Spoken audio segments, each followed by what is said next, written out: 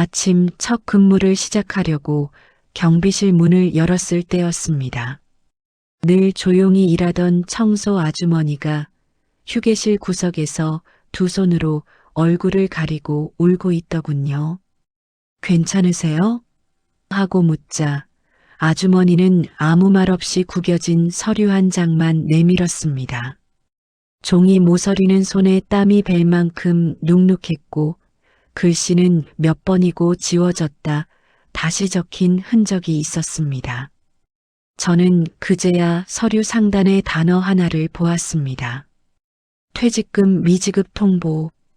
하지만 더 이상한 건 그 옆에 손으로 쓴 짧은 메모였습니다. 미안합니다. 저는 여기에 못 갑니다. 왜 못 간다는 건지, 누구에게 쓴 건지 아무 설명도 없었습니다. 그저 아주머니는 고개만 저으며 그 종이를 제 쪽으로 밀어놓았습니다. 그 순간 설명할 수 없는 이상한 예감이 들었습니다. 그리고 저는 그날 아침이 제 인생에서 가장 길고 무거운 하루가 될 거라는 걸 아직은 몰랐습니다. 아침 조회가 끝나고 단지 내를 한 바퀴 돌면서 대문 자물쇠 상태를 확인했습니다. 해마다 고장이 잦아 손님들이 불편해하는 문인데 그날따라 유독 천천히 움직였습니다. 저는 늘 그렇듯 허리를 굽혀 바닥에 떨어진 전단지들을 주웠습니다. 살림하느라 손이 거칠어진 어르신들이 새벽마다 버린 봉투들이 찢겨져 있었고 그걸 주우며 오늘도 별일 없으면 좋겠다는 생각을 했습니다. 그런데 휴지통 옆 작은 의자 위에 아침에 아주머니가 쥐고 있던 그 퇴직금 미지급 서류가 그대로 놓여 있었습니다. 편의점 배달 상자에 눌린 상태로 반쯤 접힌 채 보통 같으면 그런 건 휴지통에 넣어버리셨을 뿐인데 굳이 눈에 띄는 곳에 두고 간 게 걸렸습니다. 저는 혹시나 싶어 서류를 다시 들춰봤습니다. 아까는 정신이 없어 대충 봤는데 알고 보니 결제란에 사장의 도장이 없었습니다. 회사에서 공식적으로 보낸 게 아니라는 뜻입니다. 가짜 문서일 수도 있고 누군가가 아주머니에게 건네며 겁을 준 걸 수도 있었습니다. 아저씨, 뒤에서 누군가 조심스레 불렀습니다. 깨진 형광등 아래에서 청소 아주머니가 서 계셨습니다. 저는 서류를 두 손으로 들고 이거 왜 저한테 맡기려고 하세요? 라고 물었지만 아주머니는 고개만 가볍게 저은 뒤 이렇게 말했습니다. 저 무섭습니다. 그 말을 하는 순간 아주머니의 눈가는 벌겋게 달아올라 있었습니다. 잠깐 사이에 몇 년은 더 늙은 얼굴이었습니다. 저는 조심스레 의자에 앉으며 물었습니다. 사장님이 뭐라고 하셨어요? 아주머니는 주머니에서 구겨진 봉투를 꺼내더니 서류 뒤편에 붙어있던 작은 메모를 떼어 제 손에 올려놓았습니다. 그 메모에는 한 문장이 적혀 있었습니다. 오지 마십시오. 오면 더 힘들어집니다. 저는 순간 머리가 멍해졌습니다. 회사가 정식으로 보낸 안내문에 이런 경고가 적힐 이유가 없습니다. 게다가 아주머니가 일하던 곳은 직원 몇 명 되지 않는 작은 사무실, 사장이 직접 챙기는 일도 많지 않은 곳이었습니다. 그런데 이런 메모를 누가 왜? 이거 사장님이 주신 거예요? 제가 조심스럽게 묻자 아주머니는 아주 천천히 고개를 끄덕였습니다. 말은 하지 않았지만 그 고개 끄덕임에는 더는 말할 수 없다는 체념이 가득했습니다. 바람이 차게 불었습니다. 겨울이 막 시작되는 계절이었는데 아주머니의 얇은 조끼 하나로는 바람을 막을 수 없었습니다. 저는 순간 아주머니가 저보다 최소한 10년은 더 오래된 경력으로 새벽마다 빚을 하러 단지에 오는 모습을 떠올렸습니다. 그러고 보면 언제부터인가 아주머니의 웃는 얼굴을 본 적이 없었습니다. 예전에는 아침마다 아이고 수고하세요 하시며 먼저 다가오던 분이었는데 최근 몇 달 동안은 눈도 제대로 마주치지 못했습니다. 그런데 오늘에서야 그 이유의 조각이 조금씩 맞춰지고 있었습니다. 퇴직금 문제, 그리고 정체를 숨긴 사장, 무언가 두려워서 말을 못하는 아주머니. 저는 묻지 않아도 알 수 있었습니다. 아주머니 혼자서는 그 회사에 도저히 갈 수 없다는 것을. 제가 같이 가드릴까요? 라고 제가 말하자 아주머니는 손사래를 치며 고개를 가로저었습니다. 안 됩니다. 괜히 아저씨까지. 말을 다 끝내지 못하고 목이 메어 활짝 벌린 입술만 떨리고 있었습니다. 저는 그 모습을 보며 이상한 생각이 스쳤습니다. 왜 이렇게까지 두려워하는 걸까?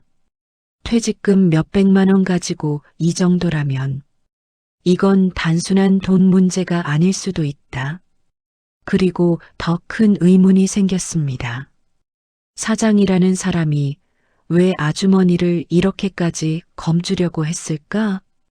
이 질문은 그날 하루 종일 제 머릿속을 떠나지 않았습니다.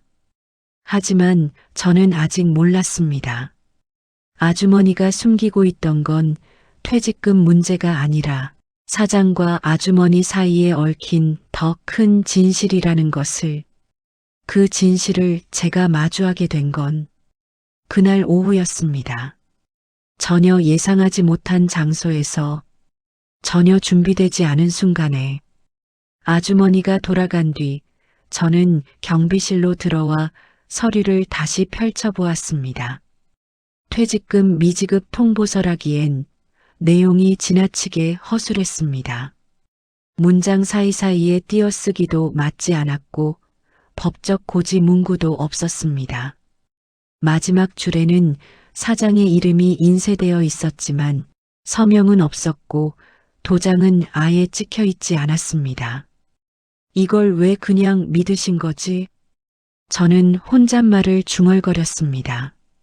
아주머니는 원래 꼼꼼한 분이었습니다.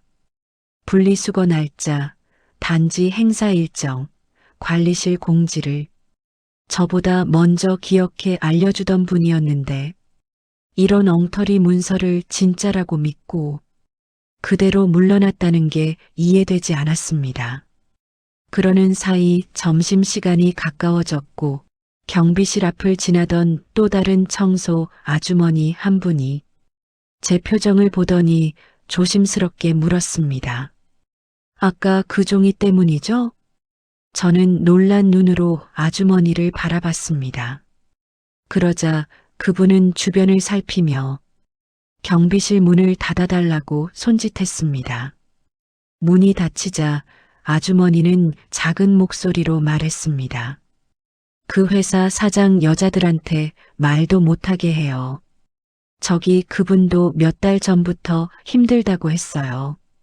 왜요? 퇴직금 때문에요? 그런 것도 있고 그냥 무섭대요.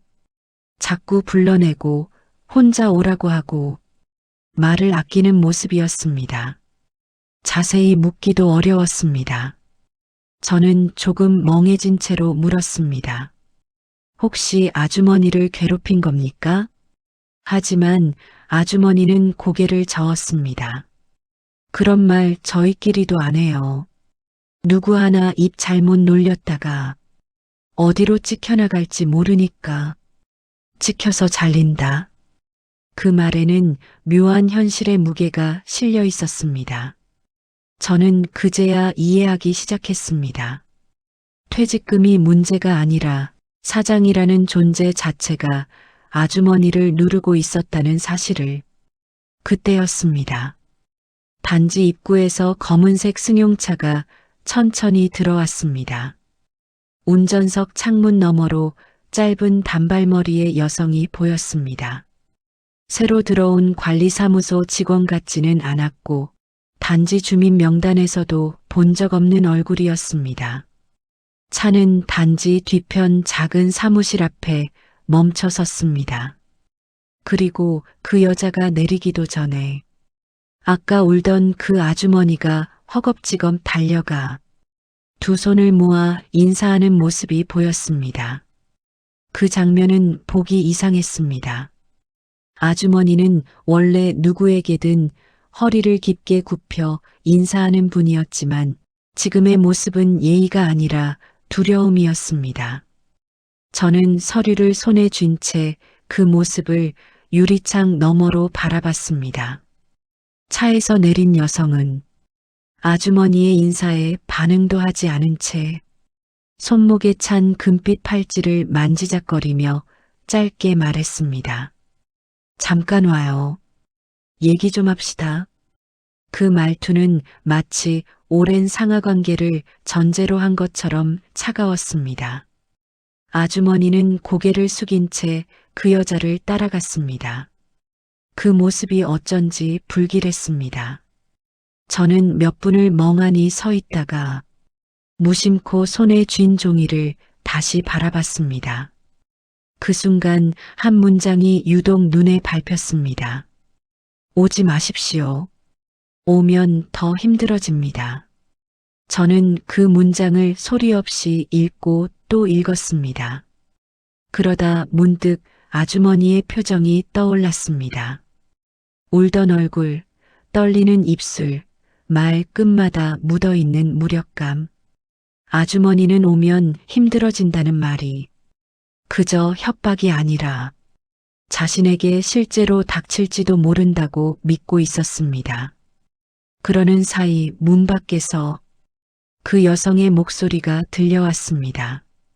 그때 내가 뭐라고 했어요? 조용히 있었으면 됐잖아요. 말투가 예사롭지 않았습니다. 저는 자리를 박차고 나갈까 고민했지만 두 사람이 다시 사무실 안으로 들어가는 바람에 멀리서 지켜볼 수밖에 없었습니다. 그저 아주머니 등 뒤에 정말로 겁이라는 것이 얹혀 있는 듯 보였습니다.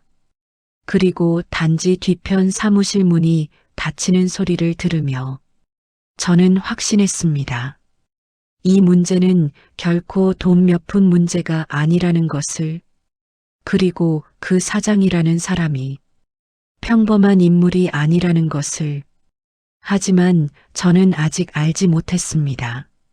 그날 오후 그 사장과 마주치게 될 거라는 걸, 그리고 아주머니가 왜 저에게 그 종이를 맡기고 도망치듯 사라졌는지, 그 이유가 곧 눈앞에서 드러나게 될 거라는 걸. 점심이 조금 지나고 단지 앞 도로에 다시 그 검은 승용차가 모습을 드러냈습니다. 아까 그 단발머리 여성은 사무실에서 나온 지 얼마 되지 않았을 텐데 이번에는 조수석에서 누군가 내렸습니다. 나이가 든 남자였고 양복 차림에 코트까지 걸친 모습이 어쩐지 이곳 사람 같지 않았습니다. 그리고 아주머니는 그 두 사람 앞에서 잔뜩 굳은 얼굴로 서 있었습니다. 뭐라고 했어요? 다 정리하고 나오라고 했죠? 여자의 목소리는 바람보다 더 차가웠습니다. 아주머니는 미간을 모은 채 오늘은 일 마저 하고라고 말했지만 여자는 말을 끊었습니다. 그쪽이 뭘 하든 우리 회사는 상관없어요. 그동안 좋게 좋게 넘어가 준 거잖아요.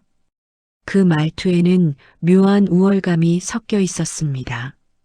그 순간 아주머니의 손이 떨렸습니다. 그 떨림은 분노가 아니라 공포였습니다. 저는 참다 못해 경비실에서 나왔습니다. 저기 혹시 무슨 문제라도 있습니까? 두 사람이 동시에 저를 쳐다보았습니다. 여자의 눈빛은 짧고 날카로웠고 양복을 입은 남자는 미묘하게 입꼬리를 올렸습니다. 경비 아저씨까지 나설 일 아니에요. 이분 회사 문제예요. 여자의 말투는 입 다물고 있으라는 명령에 가까웠습니다. 하지만 저는 물러날 수 없었습니다. 아주머니가 많이 힘들어 하시길래요. 퇴직금 문제면 회사에서 절차대로 하시면 되지 않습니까? 그러자 양복 남자가 비웃듯 말했습니다. 절차? 이분이 절차를 몰라서 이러는 줄 아세요? 아주머니는 고개를 숙였습니다. 그 모습이 마음을 아프게 했습니다. 그러자 여자가 아주머니에게 성큼 다가와 팔을 잡고 끌다시피 했습니다. 가요. 귀찮게 하지 말고. 저는 본능적으로 그 장면을 막고 싶어 한 발 앞으로 나섰습니다. 그때였습니다. 아주머니가 갑자기 제 소매를 붙잡았습니다. 손끝이 얼음처럼 차가웠습니다. 그리고 거의 속삭이듯 말했습니다. 아저씨 제발 여긴 안 돼요. 단어 하나하나가 떨림으로 갈라져 있었습니다. 저는 더 이상 움직일 수 없었습니다. 아주머니의 그 말에는 그동안 겪어온 고통이 그대로 묻어나 있었기 때문입니다. 양복 남자가 그 모습을 보며 말했다. 됐어요. 오지 말라고 했잖아요. 본인이 선택한 거예요. 그리고 두 사람은 아주머니를 데리고 단지 밖으로 향했습니다. 저는 그 뒷모습을 멍하니 바라보았습니다.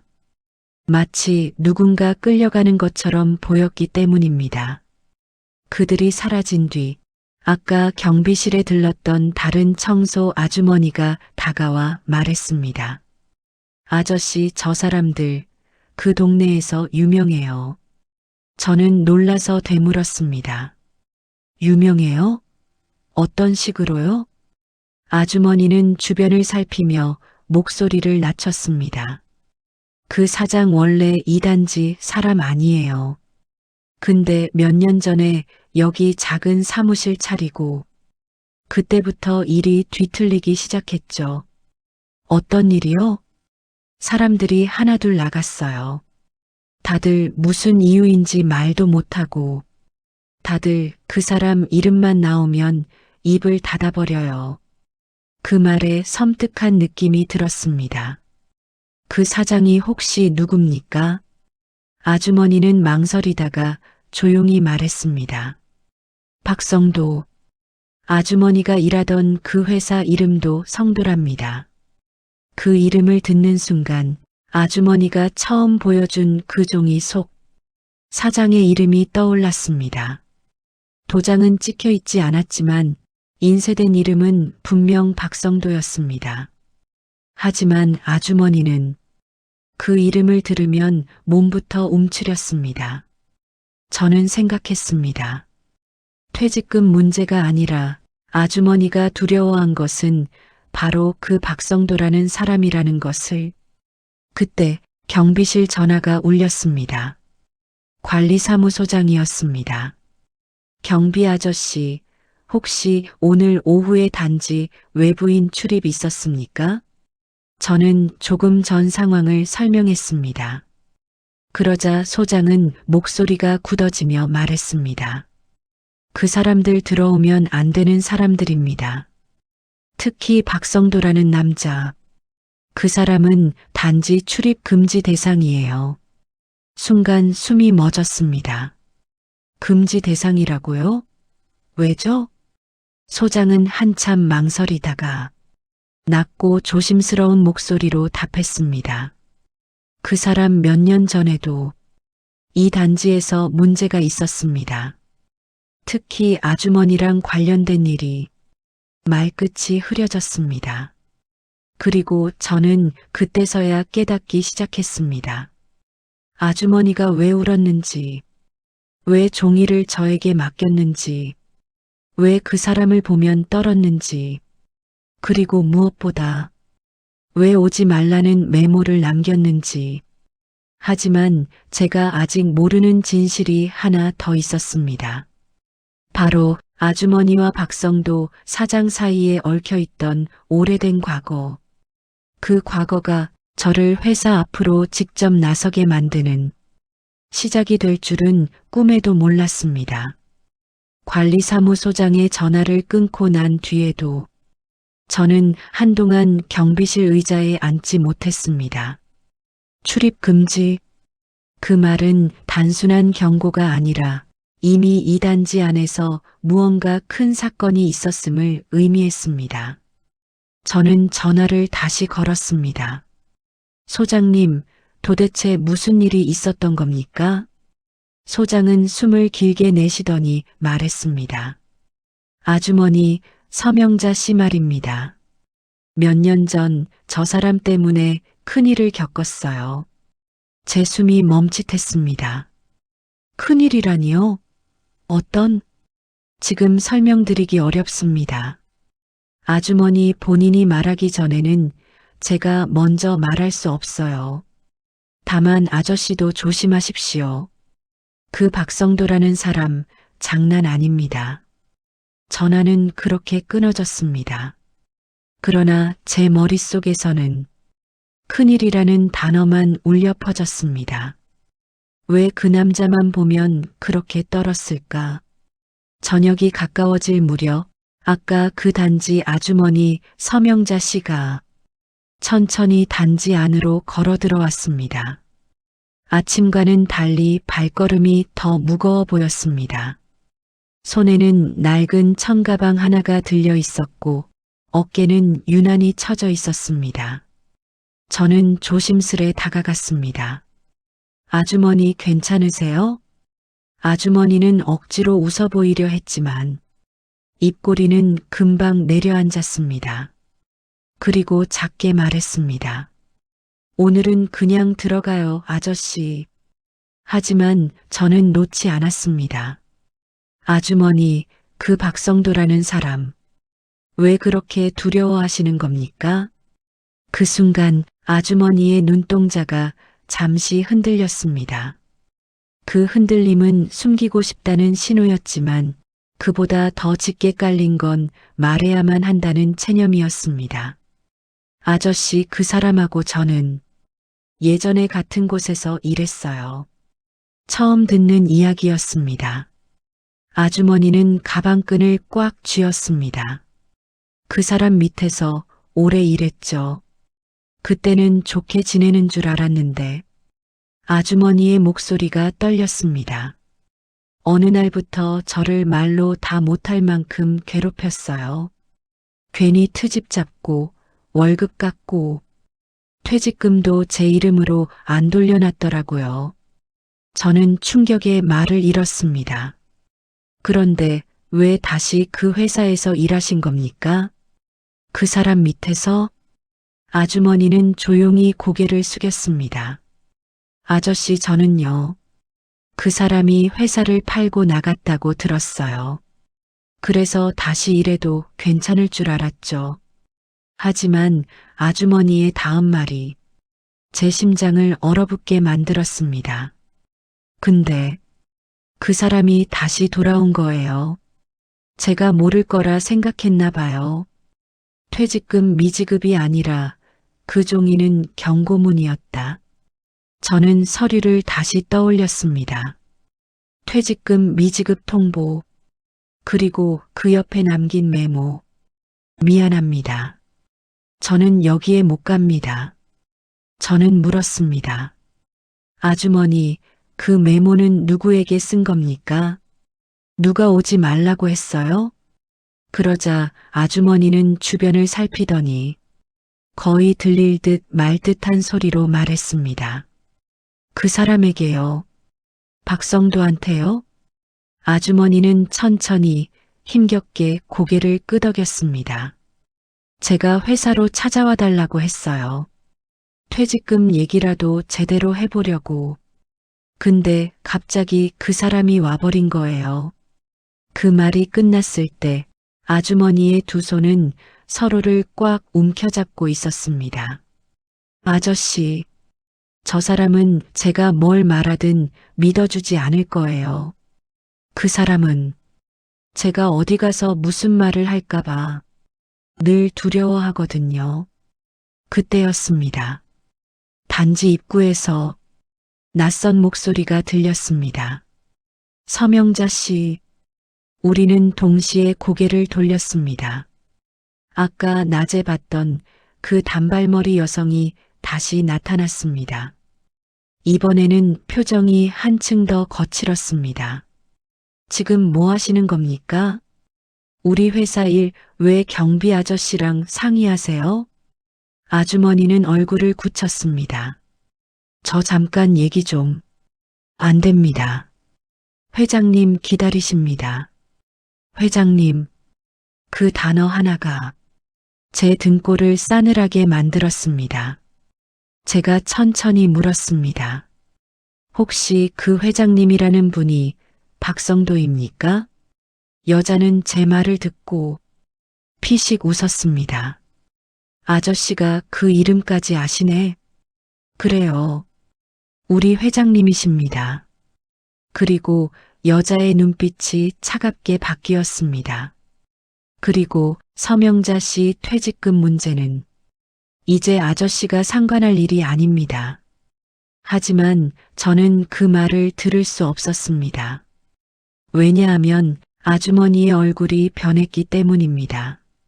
순간적으로 아침에 울던 그 표정과 동일한 공포가 그대로 스쳤습니다. 저는 다시 한번 여자를 향해 말했습니다. 퇴직금은 법적으로 명확한 권리입니다. 왜 지급하지 않는 겁니까? 여자는 짜증 섞인 숨을 내쉬었습니다.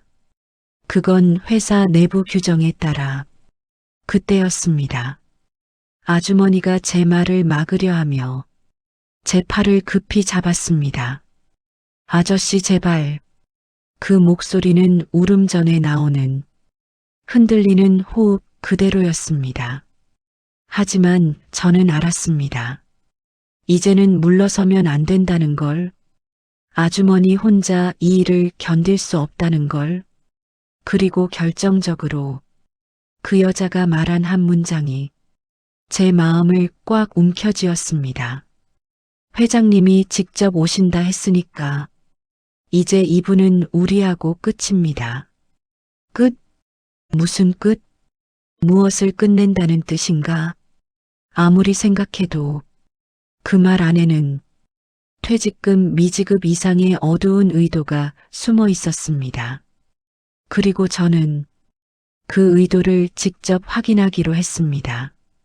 바로 내일 아주머니 대신 그 회사에 찾아가기로.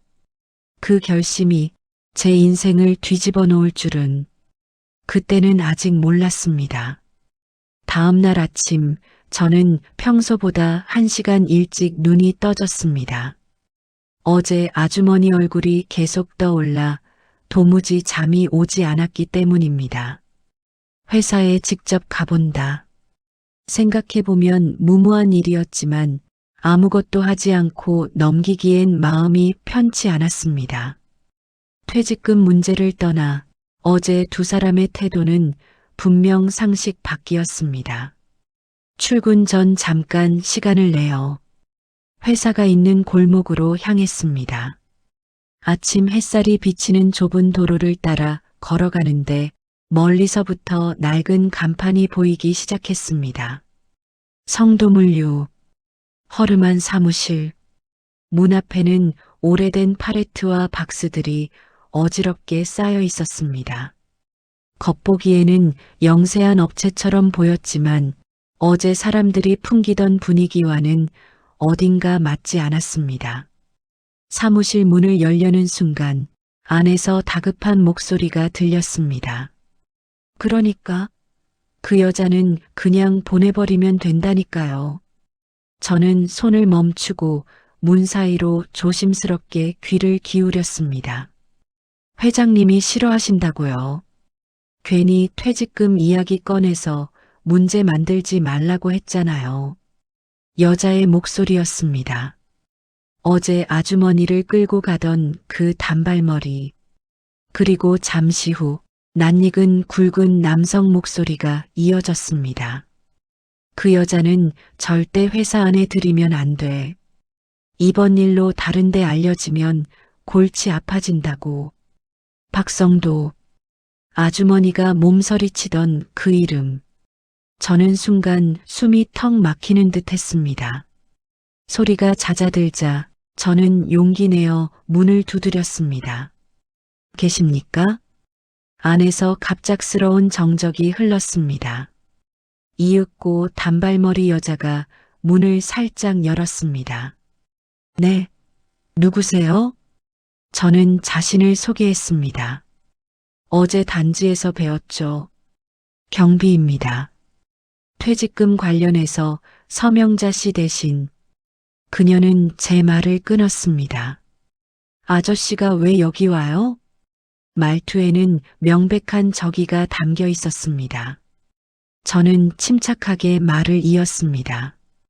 어제 너무 급하게 끌고 가시길래 걱정돼서 왔습니다. 대화로 풀면 될 일을 왜 이렇게... 그녀는 갑자기 웃음이 섞인 목소리로 말했습니다. 대화? 그분이 뭘 안다고 대화를 해요? 그 말은 너무 모욕적이었습니다. 저는 단호하게 다시 말했습니다. 퇴직금은 정당한 권리입니다. 혹시 지급을 미루는 사유가 있다면 알려주세요. 그녀는 비웃음을 지었습니다. 아저씨는 경비잖아요. 이런 일에 왜 이렇게 참견하는 건데요? 그때였습니다. 사무실 안쪽에서 낮고 거친 목소리가 들렸습니다. 누구야? 드디어 모습을 드러낸 남자. 박성도였습니다. 나이가 들어 얼굴엔 세월이 묻었지만 눈빛만큼은 차갑고 예리했습니다. 그는 저를 위아래로 훑고 무덤덤하게 말했습니다. 서명자하고 무슨 사이요? 저는 차분하게 답했습니다. 같은 단지에서 일하는 분입니다. 도움이 필요해 보여서 대신 온 겁니다. 그는 고개를 천천히 끄덕였습니다. 그러나 눈빛은 더욱 날카로워졌습니다. 그 여자는 우리 회사와 아무 상관없는 사람이요. 퇴직금도 받을 자격 없고. 저는 놀라 되물었습니다. 없다니요? 아주머니가 여기서 일한 지 1년이 넘었다는데요. 그는 짧게 코웃음을 쳤습니다. 그래서요? 서류에 서명하지도 않았고 정식 직원도 아니었어. 그 순간 저는 어제 아주머니가 떨리는 손으로 보여준 서류 한 장을 떠올렸습니다. 그 서류에는 분명히 성도물류 그리고 박성도라는 이름이 적혀 있었습니다. 저는 반박했습니다. 계약서도 없이 일을 시키셨습니까? 그럼 그건 불법입니다. 그 말이 끝나자 단발머리 여자가 저를 끌어내듯 밀었습니다. 아저씨, 나가세요. 회장님하고 얘기할 자격 없으니까. 하지만 저는 문간을 잡고 버텼습니다. 그러자 내부에서 다시 불쑥 목소리가 나왔습니다. 필요 없으면 그냥 치워버려. 치워버려. 그 단어 하나가 제 등골을 서늘하게 만들었습니다. 저는 마지막으로 말했습니다. 이 문제 법적으로 처리해야겠네요. 아주머니가 겁 때문에 말을 못할 뿐입니다. 그러자 박성도는 눈을 가늘게 뜨더니 천천히 걸어 나왔습니다. 그리고 바로 제 앞에 서서 귀에 들릴 듯 말 듯한 목소리로 말했습니다. 아저씨 세상은 아는 만큼만 보이는 거요. 괜히 남의 일에 깊게 파고들면 손해보는 건 아저씨일 수도 있지. 그 말은 협박이었습니다. 분명하고 명백한. 하지만 저는 물러서지 않았습니다. 그렇다면 제가 끝까지 확인해야겠네요. 저는 단호히 말하고 사무실 문 밖으로 걸어 나왔습니다. 그 순간 문 뒤에서 들린 낮은 속삭임이 내 발걸음을 완전히 멈춰 세웠습니다. 저 여자가 다시 움직일 줄이야. 회장님, 혹시 그때 일 들통나는 거 아닙니까? 그때 일? 무슨 일? 그리고 왜 아주머니만 보면 저렇게 예민하게 반응하는 걸까? 그들의 대화는 아주머니가 숨기던 과거가 단순한 퇴직금 문제가 아니라는 걸 확인시켜 주었습니다. 그리고 저는 그 진실을 직접 아주머니에게 듣기로 마음먹었습니다.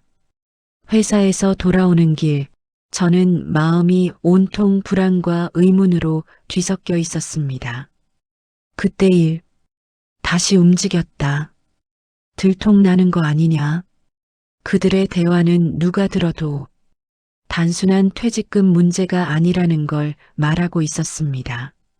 저는 그 진실을 아주머니에게 직접 듣기로 마음을 굳혔습니다.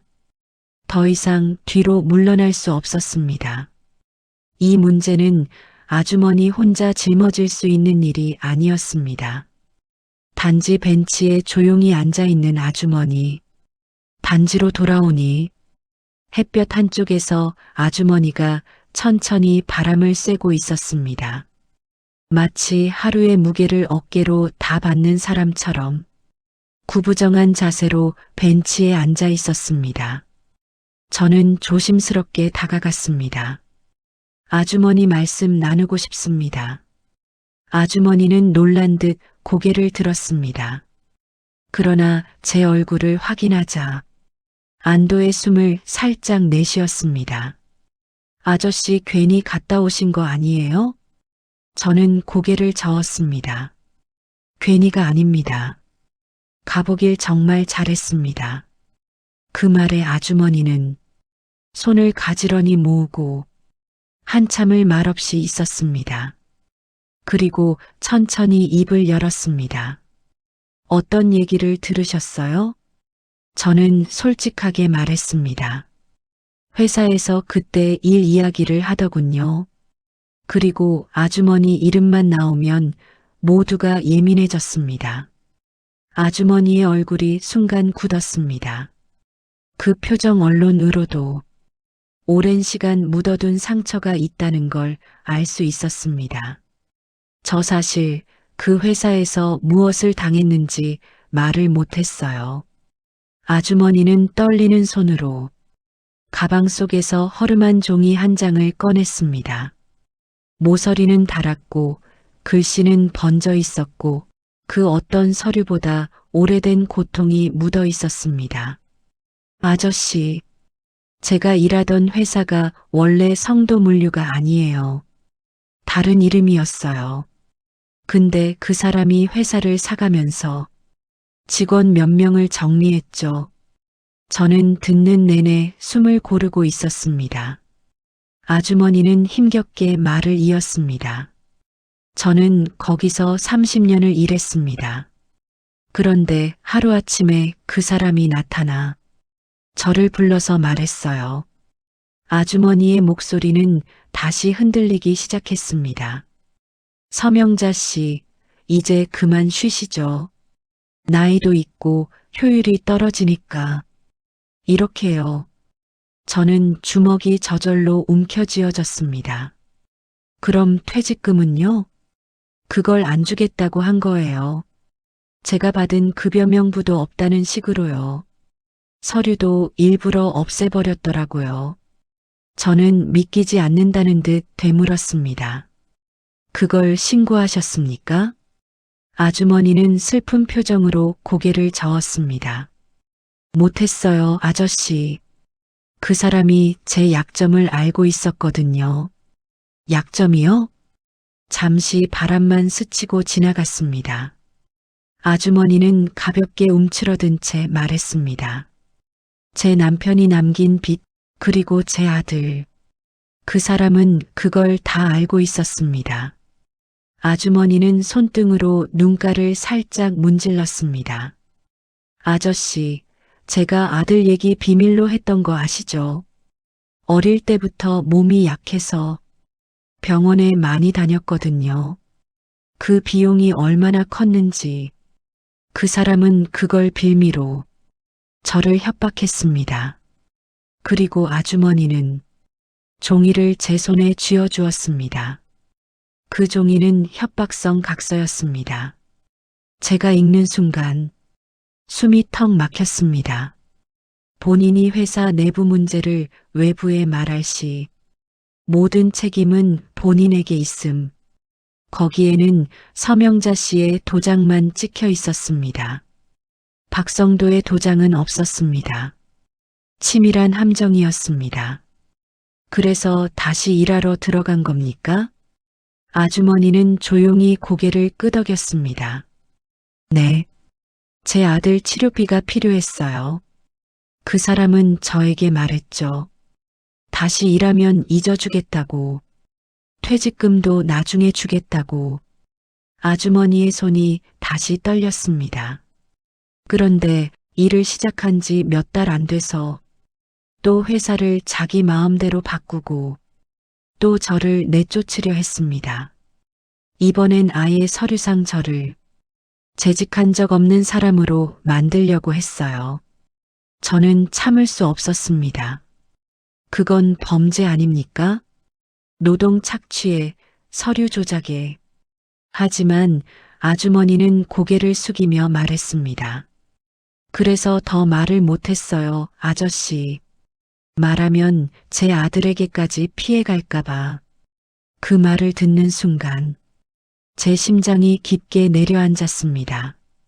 그러나 아주머니가 끝까지 숨기려던 건 사건 자체가 아니었다. 아주머니는 손을 가슴에 얹으며 조심스레 말을 이어갔습니다. 아저씨, 사실 그 사람은 저만 괴롭힌 게 아니에요. 저는 고개를 들었습니다. 또 누가 있습니까? 잠시 침묵이 흘렀습니다. 그리고 아주머니가 내뱉은 말은 저를 완전히 멈춰 세웠습니다. 이 단지에서도 예전에 큰 사고가 하나 있었어요. 사고요? 그 사람이 입주민한테 손을 댔죠. 순간 등줄기에 차가운 기운이 스쳤습니다. 아주머니는 주변을 두리번거리며 목소리를 낮췄습니다. 그 일 때문에 단지 출입 금지가 내려졌던 겁니다. 그 사람이 한 행동, 저는 그걸 옆에서 다 봐버렸어요.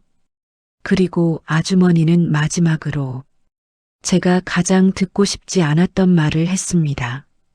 아저씨, 그때 제가 신고를 했어요. 그 사람이 지금까지 저를 괴롭히는 건 그 때문입니다. 바람이 멈춘 듯 고요했습니다. 저는 천천히 입을 열었습니다. 아주머니, 그럼 이건 퇴직금 문제가 아닙니다. 범죄입니다. 아주머니는 떨리는 손을 가슴 위에 올렸습니다. 그래서 부탁드려요, 아저씨. 제발 제 일에 더 끼어들지 마세요. 아저씨까지 다칠까봐 그게 제일 무서워요. 하지만 저는 어제 박성도의 협박 섞인 시선을 떠올리며 조용히 고개를 저었습니다. 아주머니, 이제는 물러날 수 없습니다. 저도 봤습니다. 그 사람의 태도, 말투, 행동. 그건 분명히 뭔가 숨기고 있는 사람입니다. 그리고 저는 결심한 듯 말을 이었습니다. 저는 이제 이 일을 혼자 두지 않겠습니다. 아주머니는 그 말을 듣고 볼을 스치듯이 눈물을 닦았습니다. 그 순간이었습니다. 단지 입구에서 블랙카 한 대가 멈춰 섰습니다. 그리고 창문이 서서히 내려갔습니다. 그 안에서 박성도의 눈빛이 번뜩였습니다. 서명자 씨, 잠깐 보시죠. 그 목소리는 이제부터 모든 것이 본격적으로 시작된다는 신호였습니다. 단지 입구에서 블랙카의 창문이 내려가는 순간 아주머니의 어깨가 작은 바람에도 흔들릴 만큼 움츠러들었습니다. 저는 본능적으로 한 발 앞으로 나섰습니다. 서명자 씨, 박성도의 목소리는 낮고 무겁고 마치 누군가를 신문하는 듯 했습니다. 아주머니는 마른 침을 삼켰습니다. 그러나 저는 물러서지 않았습니다. 아주머니는 지금 몸이 좋지 않습니다. 무슨 일입니까? 그의 눈빛이 제게 덤덤히 꽂혔습니다. 아저씨는 또 왜 끼어듭니까? 어제 회사 앞에서 들었던 그 말투, 그리고 그 말 속에 숨어있던 은근한 협박. 오늘은 더 노골적으로 드러났습니다. 저는 힘주어 말했습니다. 단지 주민이자 같이 일하는 동료입니다. 아주머니가 불안해하시니 대신 여쭤보는 겁니다. 박성도는 피식 웃음과 함께 저를 위아래로 훑쳤습니다. 동료? 그분하고 동료면 아저씨도 별 볼 일 없겠구만. 그 비아냥은 단지의 조용한 아침 공기를 가르는 칼처럼 들렸습니다. 그러나 가장 크게 흔들린 건 저보다 옆에서 듣고 있던 아주머니였습니다. 회장님 제발. 아주머니의 목소리는 이미 떨림을 넘어 간절한 부탁에 가까웠습니다. 그 모습을 본 박성도는 오히려 더 여유롭다는 듯 차 문을 열고 내렸습니다. 그 사건 아직도 숨길 수 있다고 생각합니까? 그는 아주머니 앞에 서더니 마치 오래전부터 알고 있던 상대를 대하듯 느리게 확신에 찬 표정으로 물었습니다. 서명자 씨, 그때 일 아직도 입 다물고 있을 자신 있어요? 그 말에 아주머니의 얼굴이 새하얗게 질렸습니다. 마치 심장이 갑자기 멈춘 사람처럼 숨쉬는 것조차 잊은 듯 했습니다. 저는 견딜 수 없었습니다. 그때 일이 대체 뭡니까? 계속 말만 돌리지 말고. 그 순간 박성도가 제게 고개를 돌렸습니다. 눈빛은 싸늘했고 입꼬리는 비뚤어져 있었습니다. 아저씨는 모르는 게 나아요. 그 말은 경고였고 그보다 더 큰 도발이기도 했습니다. 저는 한치도 물러서지 않았습니다. 모르니까 묻는 겁니다. 그 사건이 아주머니를 이렇게 짓눌러 놓은 이유 아닙니까? 잠시 정적을 가르며 박성도는 낮게 웃었습니다. 웃기는군. 그는 아주머니를 보며 다시 말했습니다. 본인이 불러놓고 이제 와서 아저씨 뒤에 숨으려고.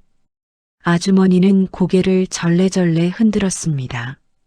아니에요, 아니에요, 회장님, 전 그런 의도. 하지만 박성도는 말을 끊었습니다. 서명자 씨, 내가 여기까지 찾아왔는데도 아직도 그 입 다물고 있을 건가? 그때였습니다. 아주머니의 몸이 휘청하며 벤치 쪽으로 쓰러질 듯 흔들렸습니다. 저는 재빨리 팔을 붙잡아 받쳤습니다. 아주머니의 숨은 빠르고 불규칙했고 손끝은 얼음처럼 차가웠습니다. 아주머니, 괜찮으세요? 그러자 아주머니는 제 귀에 속삭이듯 말했습니다. 아저씨, 저 사람, 절 죽여버릴 수도 있어요. 그 순간 제 안에서 뭔가가 뚝 하고 끊어지는 소리가 들렸습니다. 더 이상 이 상황을 지켜만 볼 수는 없었습니다. 그때 멀리서 한 중년 남성이 천천히 걸어오더니 우리 쪽 대화를 유심히 듣기 시작했습니다. 저는 그가 이 단지에서 오래 사는 주민이라는 걸 알았습니다. 보수적이지만 공정한 성격의 정성훈 씨였습니다. 그는 아주머니를 보고 눈을 크게 떴습니다. 서명자 씨 혹시 또 그 사람이? 저는 주목했습니다. 그 사람, 그 말 하나만으로도 정성훈 씨가 무언가를 알고 있다는 게 분명했습니다. 박성도가 목소리를 높였습니다. 정 씨, 신경 쓰지 마세요. 이분이 오해하고 있는 겁니다. 그러나 정성훈 씨는 박성도를 똑바로 쳐다보고 말했습니다. 저는 오해 안 합니다. 몇 년 전 그 사건 다 잊은 줄 아십니까? 그 말에 박성도의 표정이 일순간 굳었습니다. 아주머니는 두 손으로 입을 가렸습니다. 정 선생님 제발. 그러나 이미 늦었습니다. 정성훈 씨는 제게 다가오며 말했습니다. 아저씨도 단지에서 오래 일했으니까 이젠 알아야 할 것 같군요. 그리고 그는 누구에게도 쉽게 하지 않던 말을 꺼냈습니다. 몇 년 전 사건의 피해자. 그게 바로 서명자 씨가 아닙니까? 아주머니의 눈에서 주르륵 눈물이 떨어졌습니다. 저는 숨을 삼키며 되물었습니다. 피해자요? 정성훈 씨는 고개를 끄덕였습니다. 이 단지에서 일하던 경비였던 제가 출입금지 명단을 직접 정리했습니다. 그 명단에 박성도라는 이름이 올라갔던 이유.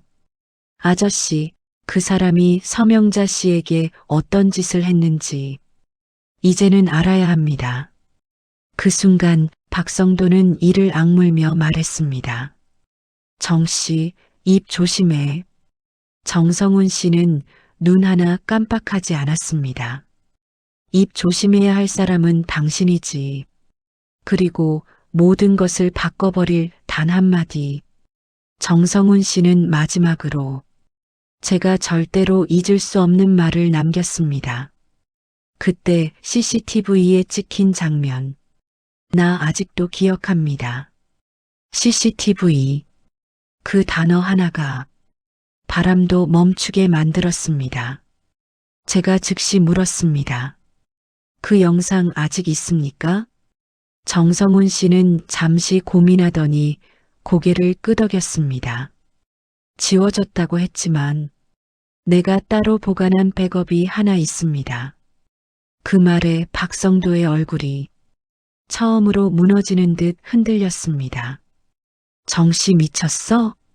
정성훈 씨는 단호하게 말했습니다. 이제는 그 영상 세상 밖으로 나와야 할 때가 된 것 같습니다. 그 순간 저는 확신했습니다. 이 싸움 끝낼 수 있다. 더 이상 아주머니 혼자가 아니다. 그러나 바로 그때 박성도의 휴대전화가 울렸습니다. 그는 화면을 보자마자 얼굴이 굳었습니다.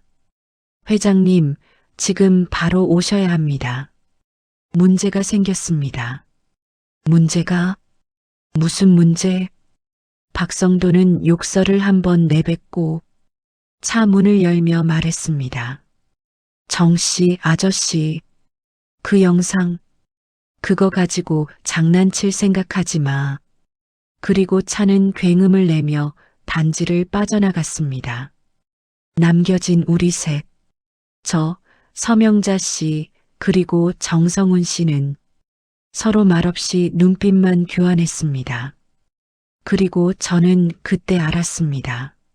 마지막 결전이 다가오고 있다는 것. 박성도가 황급히 떠난 그날 저녁 단지 관리사무소에는 오랜만에 사람들의 긴장감이 감돌았습니다. 정성훈 씨는 조심스레 서랍에서 낡은 USB 하나를 꺼내 들었습니다. 손때로 바랜 라벨에는 흐릿하게 2019 사고 기록 비동 주차장 이라고 적혀 있었습니다. 이걸 보관하고 있다고 말할 수 없었죠. 혹시라도 누가 압박하거나 빼앗기기라도 할까봐. 저는 숨을 고르고 USB를 노트북에 연결했습니다. 그리고 화면이 켜지는 순간 서명자 씨의 손이 제 팔을 꽉 붙잡았습니다. 그 손은 떨리고 있었지만 그 떨림 속에는 두려움만이 아니라 이제는 끝내고 싶다는 결심이 담겨 있었습니다. 영상은 새벽 3시경 주차장 불빛 아래 한 여성이 쭈뼛거리며 서 있는 장면으로 시작되었습니다. 서명자 씨였습니다. 당시엔 지금보다 더 젊고 더 어딘가 단단해 보였습니다. 그런데 곧 검은 코트를 입은 한 남성이 다가오는 모습이 찍혀 있었습니다. 박성도. 그는 아주머니 앞을 막아서더니 손으로 어깨를 밀고 어딘가로 끌고 가려 했습니다. 아주머니는 겁먹은 표정으로 벽을 붙잡고 저항했습니다. 퇴사한다고 누가 허락했어? 내가 시키는 대로 하면 퇴직금 챙겨주겠다 했잖아. 입 닫고 조용히 살아. 그 말들 한마디 한마디가 단지 관리사무소 안의 공기를 얼어붙게 만들었습니다. 그리고 마지막 장면. 카메라 사각지대 직전. 박성도가 팔을 들어올리며 아주머니에게 위협적으로 다가가는 모습이 선명히 찍혀 있었습니다. 저는 숨을 들이켰습니다. 이제 모든 게 증명되는군요. 그러나 그 순간 서명자 씨는 고개를 떨구고 말했습니다. 아저씨, 저 영상 때문에 더 괴로웠어요. 누구한테 보여도 아무도 믿어주지 않았거든요. 저는 흔들림 없는 목소리로 답했습니다. 이제는 믿게 만들면 됩니다. 우리가 함께요. 다음 날 회사 앞에서 벌어진 두 번째 사건. 우리는 USB를 들고 다음 날 새벽 회사로 향했습니다. 이대로 숨어 있을 수는 없었기 때문입니다. 도착하자마자 예상치 못한 광경이 펼쳐졌습니다. 회사 정문 앞에서 직원 몇 명이 모여 웅성거리고 있었습니다. 회장님이 갑자기 모든 직원 소집하라던데, 퇴사자 명단 정리한다고 하던데 뭐지? 정성훈 씨가 제게 조용히 말했습니다. 영상이 있다는 걸 눈치챈 것 같군. 잠시 후 검은 승용차가 회사 앞에 멈춰섰습니다. 그리고 박성도가 나타났습니다. 그러나 그의 표정은 어제 봤던 여유로운 얼굴과 달리 어딘가 굳어 있었고 초조함이 묻어났습니다. 그는 우리를 보자마자 소리쳤습니다. 정씨, USB 내놔. 그거 불법 촬영이라고. 저는 뒤로 한 걸음도 물러서지 않았습니다. 그 영상 덕분에 아주머니가 무슨 일을 당했는지 알게 됐습니다. 그 순간 주변 직원들의 시선이 일제히 우리 쪽으로 쏠렸습니다. 박성도는 고함을 질렀습니다. 다들 일 보러 가. 회사 일에 상관없는 사람들 일에 끼지 말고. 하지만 이미 늦었습니다. 직원들 중 한 명이 말했습니다. 회장님, 그 영상 진짜입니까? 그 말에 박성도의 얼굴이 굳었습니다. 진실이 터지고 무릎을 꿇은 사람은 따로였다. 저는 USB를 꺼내들며 말했습니다. 여기에 진실이 있습니다. 그리고 오늘 이 자리에서 확인하도록 하겠습니다. 직원들과 주민 대표, 심지어 주변 상가 사람들까지 하나둘 모여들기 시작했습니다. 회사는 순식간에 작은 광장이 되었습니다. 정성훈 씨가 준비해온 노트북에 USB를 꽂자 어제 봤던 영상이 그대로 재생되었습니다. 아주머니를 몰아붙이던 박성도, 협박성 발언, 폭력 직전의 위협 장면, 영상이 중간쯤 지나자 직원들의 얼굴이 일제히 굳었습니다. 그리고 마지막 장면이 지나갔을 때 사람들 사이로 낮은 탄식이 흘렀습니다. 박성도는 더는 발뺌할 수 없다는 듯 눈을 크게 뜨고 말했습니다. 잠깐 그건 상황이. 저 여자가 먼저. 그러나 그때 서명자 씨가 조용히 걸어 나왔습니다. 그 작고 초라해 보이던 여성이 그 순간만큼은 누구보다도 강해 보였습니다. 회장님, 그날 제가 뭘 했다고 그렇게까지 하셨나요? 박성도는 버럭 소리쳤습니다. 조용히 해. 내가 뭘 안다고. 하지만 아주머니는 한치도 물러서지 않았습니다. 영상 속에서 위협당하던 사람이 영상 밖에서는 이렇게 당당했습니다. 제가 30년을 일했습니다. 그동안 회사 하나 바라보고 살았고, 제 아들 병원비 때문에 집도 팔았고, 제 삶을 다 바쳤습니다. 그녀의 목소리는 떨렸지만 꺾이지 않았습니다. 그런데 그 대가가 이 영상에 다 찍혀 있네요. 직원들 사이에서 누군가 작은 목소리로 말했습니다. 저런 회장 밑에서 우리가 뭘 믿고 일했냐?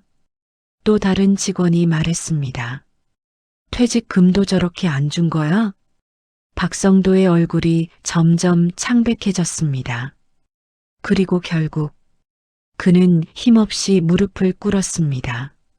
서명자 씨, 잘못했다 잘못했어. 내가 순간 화가 나서 그랬던 거고. 그러나 그 말은 어떤 위로도 어떤 진정성도 담지 못했습니다. 아주머니는 조용히 말했습니다. 회장님, 저는 용서를 바란 적 없습니다. 그리고 이어서 말했습니다. 저는 그냥 제 몫을 받고 싶었습니다. 30년 일한 제 몫을요. 그 순간 사람들은 고개를 숙였습니다. 그 말이 너무나 당연해서, 그리고 너무 오랫동안 전해지지 못한 진실이라서 결국 직원들과 주민 대표가 함께 경찰을 불렀습니다. 서류 조작, 협박, 폭언, 퇴직금 미지급 혐의. 박성도는 현장에서 바로 연행되었습니다. 연행되기 직전 박성도는 마지막으로 아주머니를 바라보며 말했습니다. 제발 말 좀 잘해줘. 난 끝났어. 그러나 아주머니는 그에게 더 이상 아무 말도 하지 않았습니다. 나는 아주머니에게 다가가 조용히 말했습니다. 이제 정말 끝났습니다. 아주머니는 그제야 여러 해 덮어두었던 마음을 내려놓는 듯 작게 눈물을 흘렸습니다. 아저씨, 도와줘서 정말 고맙습니다. 저는 고개를 저었습니다. 아주머니, 당신은 혼자가 아니었습니다. 그 말에 아주머니는 지친 얼굴로 그러나 따뜻한 미소를 지었습니다. 며칠 뒤 아주머니는 정식으로 퇴직금을 지급받았습니다. 회사도 새로운 대표가 오며 직원들 복지도 정상화되었습니다. 아주머니는 어느 날 저에게 말했습니다. 아저씨, 저는요, 이제 다시 살아보고 싶어요. 그 말은 어두운 터널을 오래 지나온 사람이 처음 맞이한 햇빛 같은 말이었습니다.